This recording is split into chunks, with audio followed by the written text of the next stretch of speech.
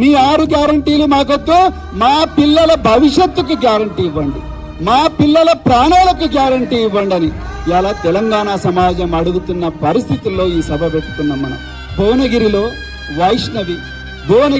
వైష్ణవి భవ్యశ్రీ అని ఒక 2 అమ్మాయిలు, అక్కడ ఉన్న ప్రిన్సిపాల్ వేధింపులు భరించలేక ఒక్కటే రోజు మధ్యాహ్నం బడికి పోయి చదువుకొని డాక్టర్లు కావాల్సిన పిల్లలు ఆ రోజు మరి ఉరి పెట్టుకొని చనిపోయినారు. ఎందుకు ముఖ్యమంత్రి గారు అక్కడికి వెళ్ళలేదు? ఒక్కసారి ఆలోచించండి.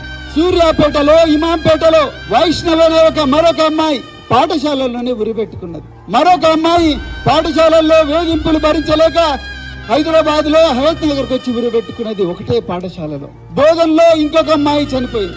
ఎవరు ఈ అమ్మాయిల తల్లిదండ్రుల గోస తీర్చేవాళ్ళు లేరు. మేము ఎప్పటి నుంచో అడుగుతున్నాం, అయ్యా దయచేసి కౌన్సిలర్లను పెట్టండి, ఈ పేద వర్గాలకు